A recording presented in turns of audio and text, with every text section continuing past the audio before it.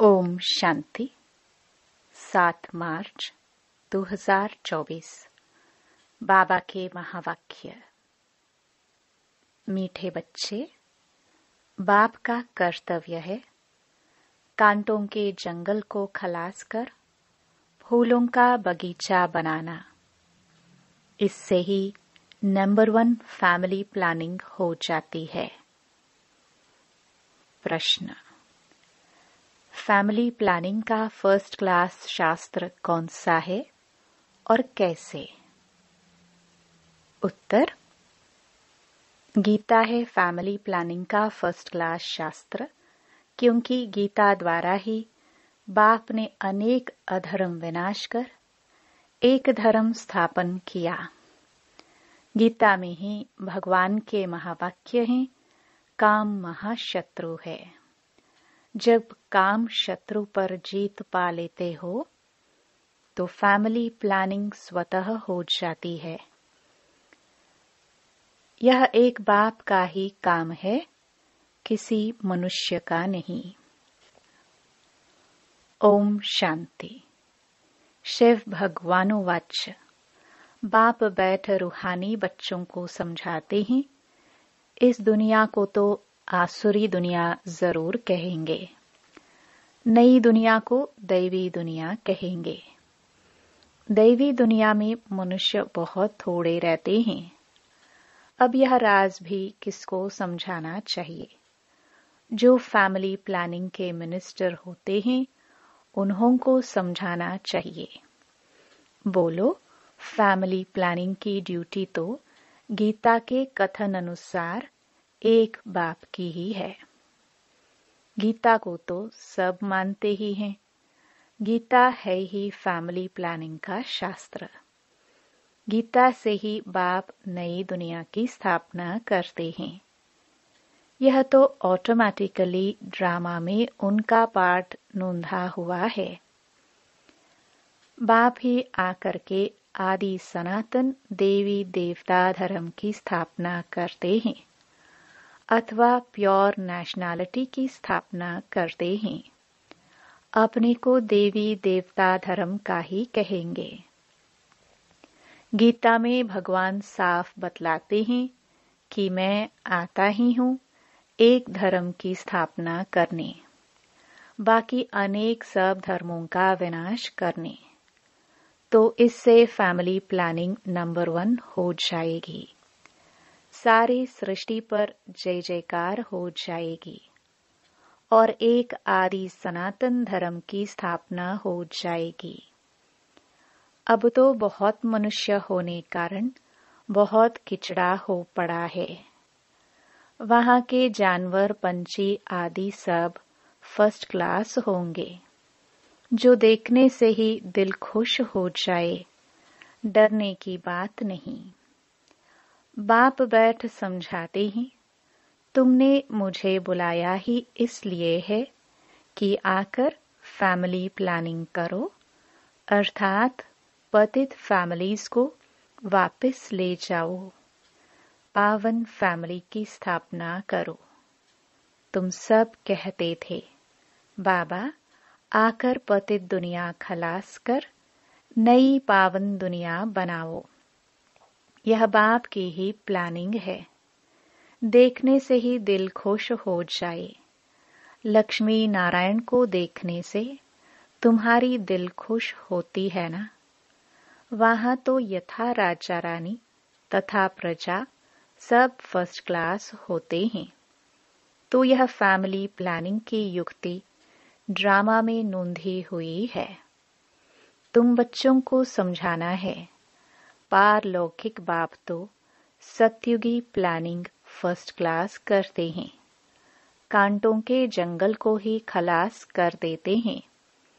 इस सारे भंबोर को आग लग जाती है। यह धंधा तो बाप का ही है। तुम बच्चे भी नहीं कर सकते हो। कितनी भी मेहनत करो, सक्सेसफुल कोई हो न सके। बाप कहते हैं, जिस काम विकार को तुम अपना मित्र समझते हो वह बड़ा भारी दुश्मन है।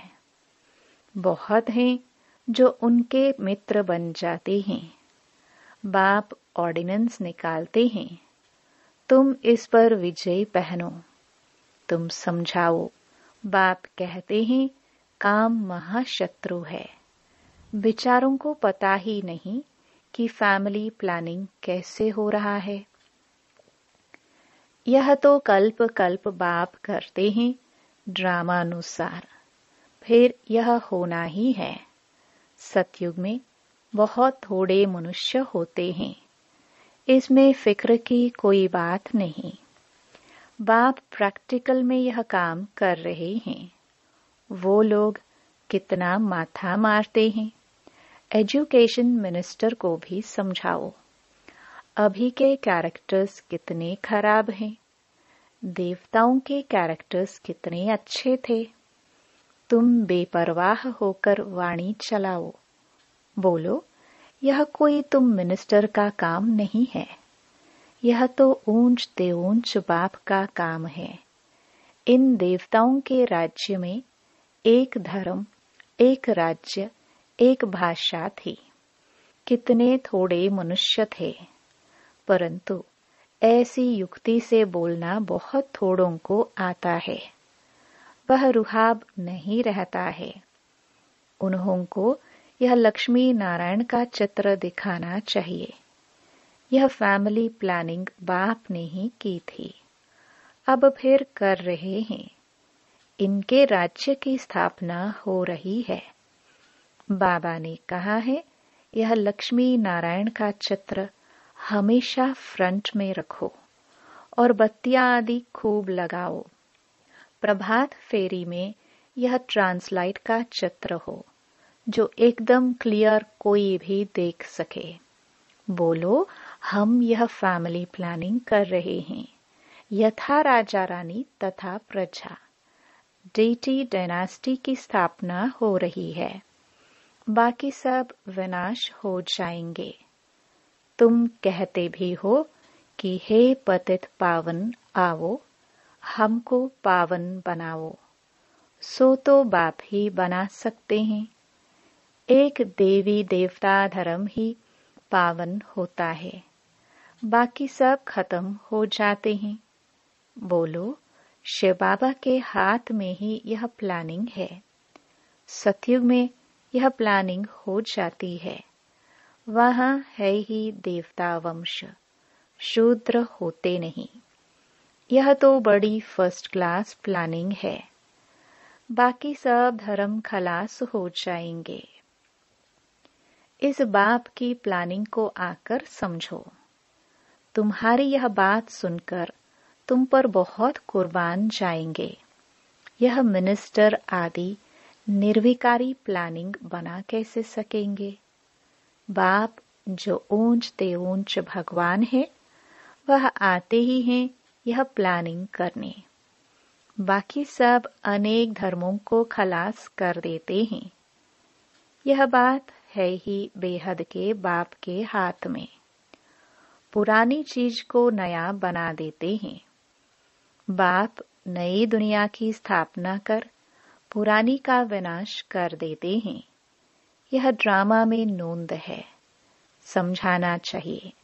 बहनों और भाइयों, इस सृष्टि चक्र के आदि मध्य अंत को तुम नहीं जानते हो।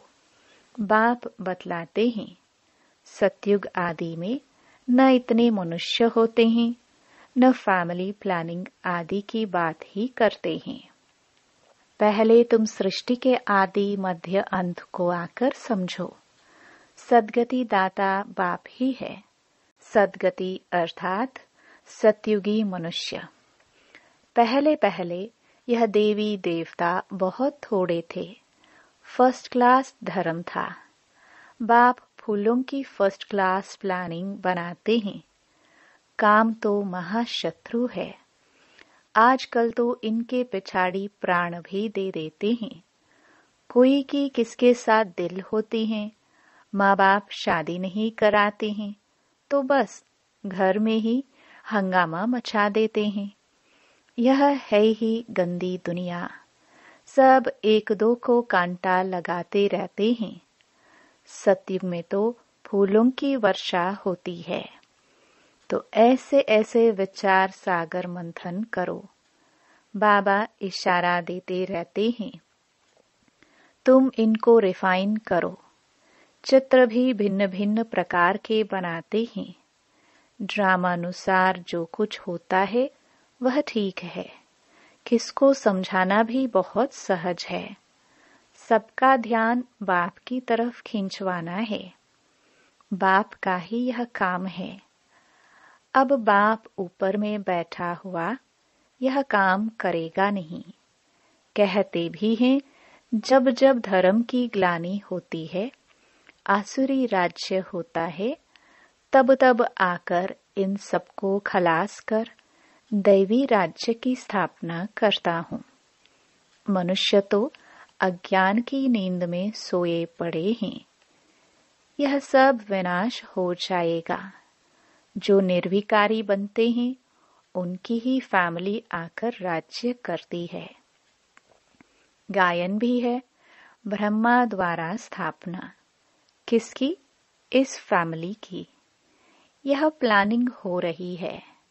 ब्रह्मा कुमार कुमारियां पवित्र बनते हैं तो उन्हों के लिए जरूर पवित्र नई दुनिया चाहिए। यह पुरुषोत्तम संगम युग बहुत छोटा है। इतने थोड़े समय में कितनी अच्छी प्लानिंग कर देते हैं। बाप सबका हिसाब किताब चुकतू कराए अपने घर ले जाते हैं। इतना सारा खिचड़ा वहां नहीं ले जाएंगे। छी आत्माएं जाना सके। इसलिए बाप आकर गुलगुल बनाकर ले जाते हैं। ऐसी ऐसी बातों पर विचार सागर मंथन करो। तुम रियलाइज करते रहते हो। बाप कहते हैं, मैं एक धर्म की स्थापना कराने तुमको रिहर्सल करा रहा हूँ। यह फैमिली प्लानिंग किसने की? बाप कहते हैं, मैं कल्प पहले मिसल अपना कार्य कर रहा हूँ। पुकारते ही हैं, पतित फैमिली से बदलकर पावन फैमिली स्थापन करो। इस समय है पतित। शादियां पर लाखों खर्चा करते हैं। कितना शाद माना करते हैं और ही पावन से बदल पतित बन जाते हैं। तुम बच्चों को अब यही ईश्वरीय धंधा करना चाहिए। सबको समझाना चाहिए। सब आसुरी नींद में सोए पड़े हैं, उनको जगाना चाहिए। गोरा बनकर औरों को भी बनाए तो बाप का प्यार भी जाए। सर्विस ही नहीं करेंगे तो मिलेगा क्या? कोई बादशाह बनते हैं तो जरूर कोई अच्छे कर्म किए हैं। यह तो कोई भी समझ सकते हैं। यह राजा रानी है, हम दास दासियां हैं, तो जरूर आगे जन्म में कर्म ऐसे किए हैं। बुरे कर्म करने से बुरा जन्म मिलता है। कर्मों की गति तो चलती रहती है। अब बाप तुमको अच्छे कर्म करना सिखलाते हैं। वहां भी ऐसे जरूर समझेंगे कि अगले जन्म के कर्मों के अनुसार ऐसे बने हैं। बाकी क्या कर्म किए हैं वह नहीं जानेंगे। कर्म गाए जाते हैं। जितना जो अच्छा कर्म करते हैं वह ऊंच पद पाते हैं। ऊंच कर्मों से ही ऊंच बनते हैं। अच्छे कर्म नहीं करते हैं तो झाड़ू लगाते हैं, भरी ढोते हैं। कर्म का फल तो कहेंगे ना। कर्मों की थ्योरी चलती है।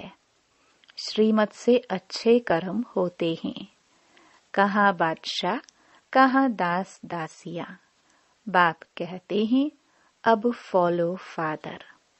मेरी श्रीमत पर चलेंगे तो ऊंच पद पाएंगे। बाप साक्षात्कार भी कराते हैं। यह मम्मा बाबा बच्चे इतने ऊंच बनते हैं, यह भी कर्म है ना। बहुत बच्चियां कर्मों को समझती नहीं है, पिछाड़ी में साक्षात्कार सबको होगा। अच्छी तरह पढ़ेंगे लिखेंगे तो नवाब बनेंगे, रुलेंगे पीलेंगे तो होंगे खराब। यह तो उस पढ़ाई में भी होता है। भगवानुवाच, इस समय सारी दुनिया काम चिता पर जल मरी है। कहते हैं स्त्री को देखने से अवस्था बिगड़ती है। वहां तो ऐसे अवस्था नहीं बिगड़ेगी। बाप कहते हैं नाम रूप देखो ही नहीं, तुम भाई भाई को देखो। बड़ी मंजिल है, विश्व का मालिक बनना है। कभी किसकी बुद्धि में नहीं होगा। यह लक्ष्मी नारायण विश्व के मालिक कैसे बने? बाप कहते हैं मैं तुमको स्वर्ग का मालिक बनाता हूँ। यह लक्ष्मी नारायण सर्वगुण संपन्न थे। आजकल जिनका तुम नया ब्लड समझते हो, वह क्या करते रहते हैं? क्या गांधी जी यह सिखाकर गए? रामराज्य बनाने की भी युक्ति चाहिए। यह तो बाप का ही काम है। बाप तो एवर पावन है। तुम फिर 21 जन्म पावन रह, फिर 63 जन्म पतित बन जाते हो। समझाने में इतना मस्त बनना चाहिए। बाप बच्चों को समझाते रहते हैं, बच्चे पावन बनो। अच्छा, मीठे मीठे सिखिलदे बच्चों प्रति मात पिता बाप दादा का याद प्यार और गुड मॉर्निंग। रूहानी बाप की रूहानी बच्चों को नमस्ते। धारणा के लिए मुख्य सार।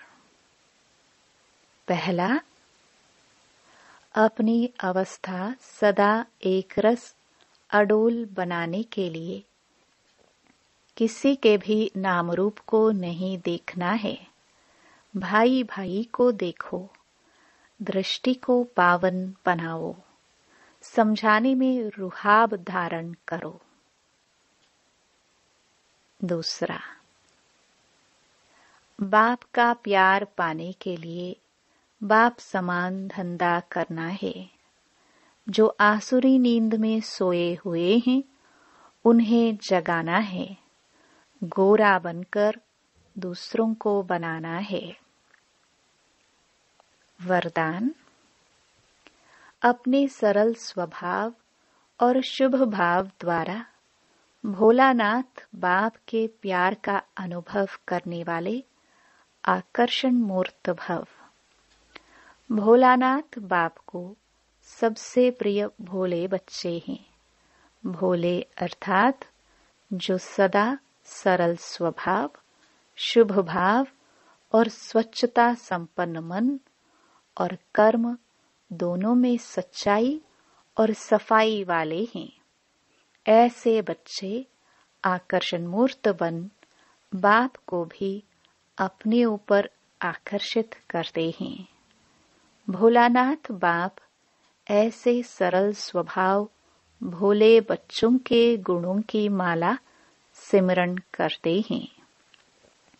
भगवान को भोलापन प्यारा है। आप बच्चों ने अपने भोलेपन से ही भगवान को मोह लिया, उन्हें अपना बना लिया। स्लोगन, अपने चेहरे और चलन से गुण व शक्तियों की गिफ्ट बांटना ही शुभ भावना, शुभ कामना है। ओम शांति।